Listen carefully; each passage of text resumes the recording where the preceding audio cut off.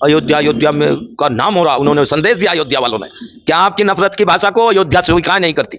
आपके बंटवारा करने की और जातिगत धार्मिक बंटवारे के खिलाफ अयोध्या है और अयोध्या रही है और रहेगी। मां डर के चुनाव ही नहीं करा रहे। लेकिन ये तारीख बदल लो या किसी अधिकारी पे दबाव बना लो या अधिकारी बदल लो, उससे कोई फर्क पड़ने वाला, क्योंकि जब इन्होंने जिस त्योहार का की बात करके इन्होंने तारीखें बदली है, वो त्योहार तो पहले भी थे, सबको पता कि कितने बड़े त्योहार हैं, सब है, ये तो सारी जानकारी थी। ये तो रिपोर्ट ही नहीं जो मिल रही ना कि भाई आप मार रहे हैं इसलिए बौखला रहे। भाजपा के कहने से तारीख भी बदल देंगे, सब कुछ बदल देंगे। चुनाव आयोग पे भी सवाल खड़े हो रहे हैं। चुनाव आयोग, लेकिन देखिए ये बौखलाहट वाली सरकार, ये देखिए इनका निकम्मापन देखिए। वहां पे जाके घर में घुस के और उसे सभा दिखाते हैं कि आप प्रचार कर रहे हैं, दुर्व्यवहार कहते हैं, और ये वो पार्टी बनकर काम करते हैं, रामराज थानाध्यक्ष, और एक फर्जी मुकदमा दर्ज कहते हैं कादिर राणा जी के। मुजफ्फरनगर की मीरापुर विधानसभा सीट पर उपचुनाव की सरगर्मियां तेज हैं और लगातार प्रत्याशी क्षेत्र में घूम घूम कर वोट की अपील कर रहे हैं, तो वहीं अब बड़े राजनेताओं का आना भी मुजफ्फरनगर में शुरू हो चुका है। आज मुजफ्फरनगर में जैन चौधरी और आजाद समाज पार्टी के राष्ट्रीय अध्यक्ष चंद्रशेखर आजाद का दौरा है, तो वहीं आने वाले दिनों में अखिलेश यादव का दौरा भी मुजफ्फरनगर के उपचुनाव में होने जा रहा है। तैयारी को लेकर चर्चा करने के लिए हमारे साथ मौजूद हैं समाजवादी पार्टी के नेता साजिद हसन साहब। इनसे जानते हैं किस तरह की समाजवादी पार्टी की तैयारी है और क्या आगे करना है और कितनी तैयारी हो चुकी है, किस तरह ये चुनाव को देख रहे हैं। साहब आपका स्वागत है। जी जी जी, बहुत बहुत शुक्रिया।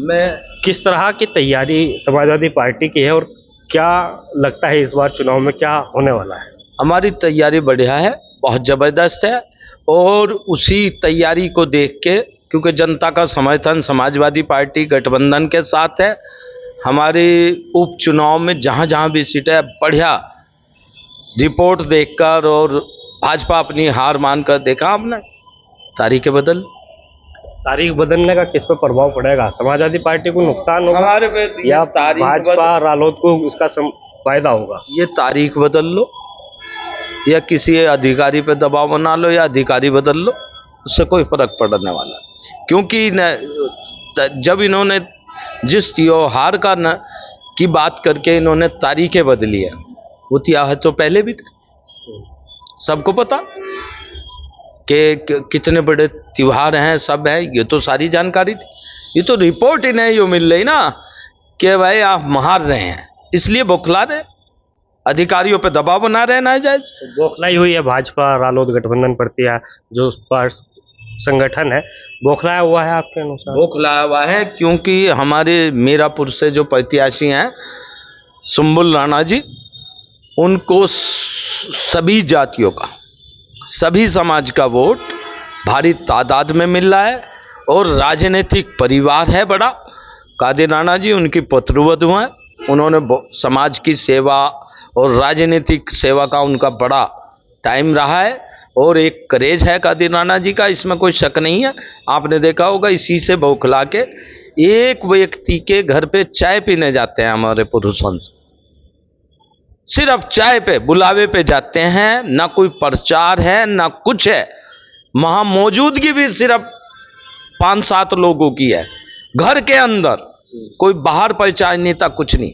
लेकिन देखिए ये बौखलाहट वाली सरकार, ये देखिए इनका निकम्मापन देखिए, वहां पे जाके घर में घुस के और उसे सभा दिखाते हैं कि आप प्रचार कर रहे हैं, दुर्व्यवहार कहते हैं, और ये वो पार्टी बनकर काम करते हैं, रामराज थानाध्यक्ष, और एक फर्जी मुकदमा दर्ज कहते हैं कादिर राणा जी के खिलाफ कि चुनाव प्रचार कर रहे हैं बिना अनुमति।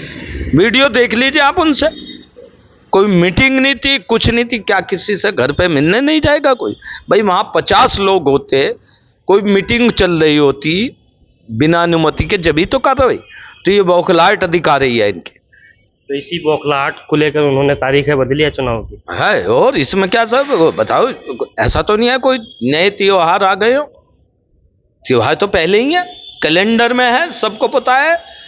तो वो तो जब चुनाव आयोग ने तारीखें बनाई, अब देख लिए चुनाव आयोग भी क्या कर रहा है। भाजपा के कहने से तारीख भी बदल देंगे, सब कुछ बदल देंगे।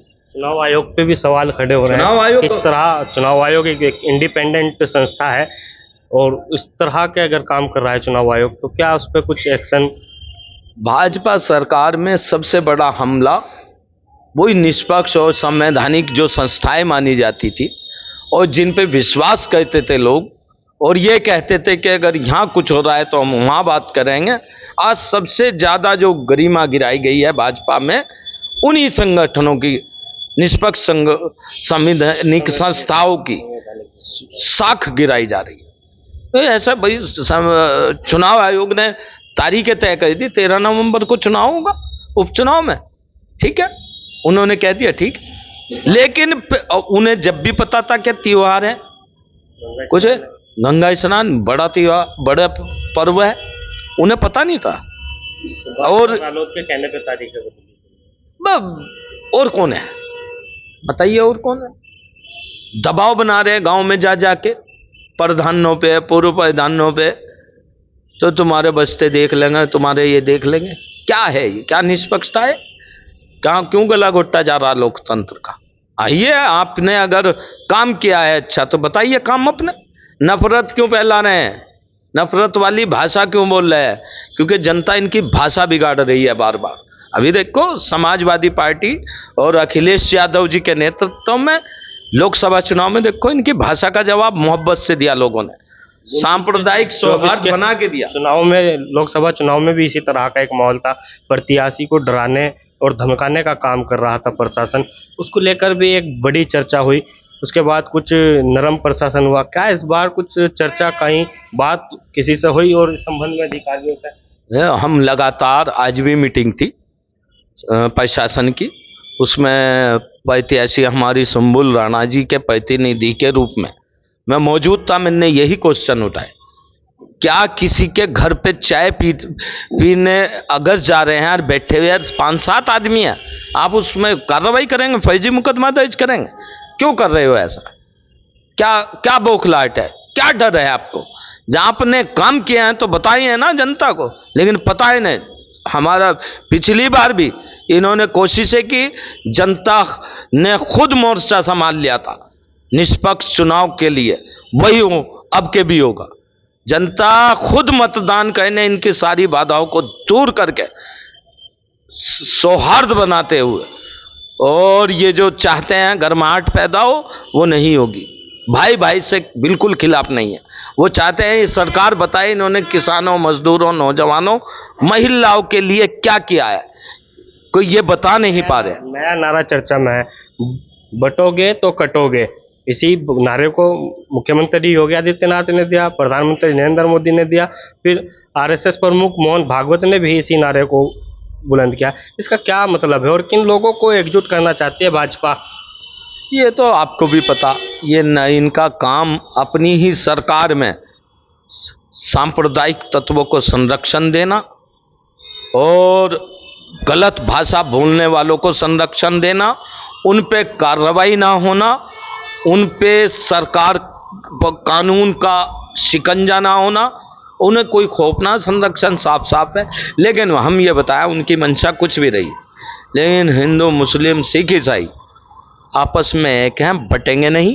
संविधान की हिफाजत के लिए, आरक्षण की हिफाजत के लिए और सांप्रदायिक सौहार्द को तोड़ने वालों के खिलाफ एकजुट होके लोकसभा चुनाव में भी इन्हें सबक सिखाने का काम किया गया, और उपचुनाव में भी, और जहां जहां भी चुनाव है इन्हें सबक सिखाने जा रहे हैं मतदाता। 9 सीटों पर उपचुनाव है, ये 27 की किस तरह दिशा तय करेगा चुनाव? ये पहले खुद ही इन्हें तय कर पा रहे। 10 उपचुनाव होने थे, एक में पहले ही डर गए। अयोध्या में का नाम हो रहा, उन्होंने संदेश दिया अयोध्या वालों ने, क्या आपकी नफरत की भाषा को अयोध्या स्वीकार नहीं करती?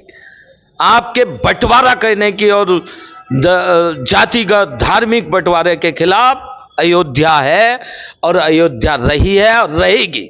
मां डर के चुनाव ही नहीं करा रहे। लेकिन जहां जहां भी चुनाव है, जनता तैयार बैठी, खार खाए बैठी इनसे। इन्होंने युवाओं को रोजगार नहीं दिया, इन्होंने किसानों को फसल का उचित दाम नहीं दिया, महिलाओं की सुरक्षा के खोखले दावे किए, महिलाओं के खिलाफ अपराध चरम पर हैं। युवा आज नौकरी को लेके परेशान है।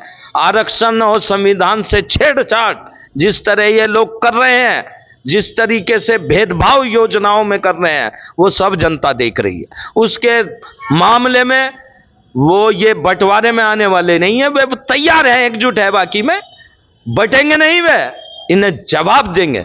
इनसे सवाल कहते हैं काम का, सवाल पूछते हैं आपने क्या किया, तो जवाब नहीं है इन पे, तो इसीलिए वो भी इन्हें जवाब देगी जनता और इन्हें घर भेजने का काम करेगी। ये चुनाव भारी बहुमत से उपचुनाव जीतने जा रही है समाजवादी पार्टी गठबंधन। सपा राष्ट्रीय अध्यक्ष कब आएंगे? बस ये तो उन्होंने राष्ट्रीय अध्यक्ष जी ने यहाँ के बारे में रिपोर्ट मांगी थी आने के लिए। हमारे जिलाध्यक्ष और वरिष्ठ नेता और प्रत्याशी हमारे पूर्व सांसद कादिर राणा और सुम्बुल राणा जी और हमारे जिलाध्यक्ष जिया चौधरी, इनसे बात हुई चल रही है। वो अब चुनाव की तारीखें आगे बढ़ी हैं तो देखते हैं वो कैसे अपनी सुविधा के हिसाब से प्रोग्राम लगाते हैं। सुम्बुल राणा कहीं क्षेत्र में घूमते हुए नहीं दिखती, कादिर राणा ज्यादातर क्षेत्र में मिलते हैं। नहीं, गलत। रोज उनकी परमिशन की मीटिंग है, 5-5, 7-7 गांवों में मीटिंग है, दहाड़ से बोल रही है। जो यूं कहे ना, बोलते न बनना जानते, बोल रही है दहाड़ के, पीडीए पे बोल रही है, हिंदू मुस्लिम एकता पे बोल रही हैं, और जो भेदभाव किया जा रहा है महिलाओं का, जो अपराध होते हैं महिलाओं पे, उन पर दहाड़ के बोल रही हैं। और महिलाओं का समर्थन, युवाओं का समर्थन, सर्व जाति सर्व समाज का समर्थन उन्हें मिल रहा है। गले में मालाएं डाल डाल के महिलाएं स्वागत कर रही हैं। ठीक है, अफवाह फैलाने हैं फैला। 4 मुस्लिम प्रत्याशी है मीरापुर की सीट पर, एक गैर मुस्लिम प्रत्याशी है, तो इससे कितना प्रभाव मुस्लिम वोटरों पर पड़ेगा और कहाँ कितना भटक सकता है? नहीं, इससे कोई नहीं। सबको चुनाव लड़ने का अधिकार है लोकतंत्र में। सबने, सभी पार्टियों को, एक आम आदमी को भी चुनाव लड़ने का, वोट देने का अपनी पसंद से अधिकार है। वो कोई भी लड़े, विचारधारा की लड़ाई है। जो विचारधारा है उस पर सबको पता है, भाजपा की विचारधारा भेदभाव, बंटवारे, नफरत फैलाने की है। और समाजवादी पार्टी और हमारे राष्ट्रीय अध्यक्ष अखिलेश यादव की विचारधारा, उनके विचार, सभी को सम्मान, सभी जातियों को सम्मान, हिंदू मुस्लिम एकता सर्वोपरि, सभी को योजनाओं का लाभ अपनी सरकार में देख के दिखाया है, वही रहेगा। अखिलेश यादव जी की विचारधारा से प्रभावित है जनता। पीडीए को जो इन्होंने अपमान करा है, भाजपा ने लगातार कहती रही है, उन्हें अधिकार नहीं देती, उनके संविधान में छेड़छाड़ करना चाहती है, आरक्षण में छेड़छाड़ कर रहा है, उन्हें भागीदारी नहीं देना चाहती, उसके खिलाफ लामबंद है पीडीए समाज। अगड़ा पिछड़ा सब मिलकर भाजपा को हराने का काम करेंगे। लोकसभा में भी हरा है, इस उपचुनाव में भी हराकर समाजवादी पार्टी को जिताने का काम करें। ये थे समाजवादी पार्टी के कद्दावर नेता साजिद हसन, जिन्होंने बताया कि किस तरह की पार्टी की तैयारी है और उन्होंने जीत का दम भरा है। हालांकि नतीजे 23 तारीख को आएंगे और ये देखने वाली बात होगी किसके पक्ष में नतीजे आते हैं और जनता किन मुद्दों पर इस बार वोट करेगी, क्योंकि उपचुनाव की एक सीट है और एक सीट जीतने और हारने से सरकार में कोई बदलाव नहीं होगा। देखना होगा किसके समर्थन में नतीजे आते हैं।